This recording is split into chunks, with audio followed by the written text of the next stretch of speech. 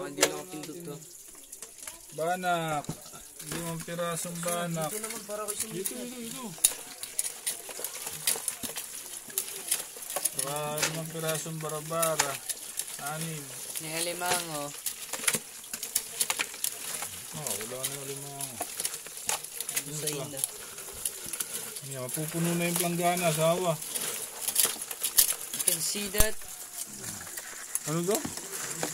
Huli ko to lahat eh. Ha? Huli! Ikaw nga kaunti ano na huli. Nasa iyo yung huli ko eh. Ito yung barabaran namin, no? 5 piraso, 6. Tapos yung isda, banak. May agapo sa tagpian. Then, huli namin pa, oh. May kulambutan. Kulambutan yan. Ate, tampal puki mo, yung paborito mo. Tampal puki. Ito, hiwala yan. Ate. Hiwala yan. Tapos yung alimango, diyan na lang. Buhos pa, buhos. Oh. Buhos. Dito. Ano mo? Alagad. Nalagad pa. Iti. Buhay pa yan ay. Okay. Boss. Makakagatin ng alimango. Puputulan ng sipit yan. Yung kadami oh. Okay. Malagad. Ito sa nipa. Oo. Shoutout nga pala sa asawa ko nasa Dubai, si Jocelyn Solina Sura. Shoutout sa nanay ko, si Arlinda Decembrana Sura, nasa Dubai. Shoutout niya. Ang laging galit. Shoutout nga pala sa nanay kong mahal. At sa asawa ko nasa Saudi.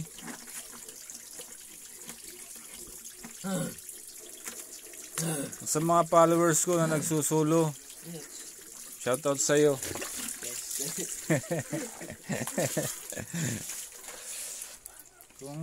Kung sino may gustong alagad ay pumunta lang dito ng magang-maga sa bahay at makakaano kayo ng malaking alagad, makakapamili kayo.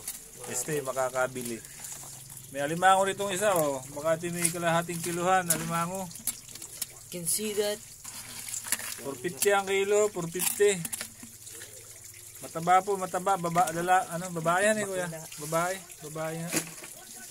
Oh, mamay kayo sinikmat. Doon mo na ilalagay. Ibubo mo na doon sa maliit. Ibubo mo na doon sa maliit. Yan.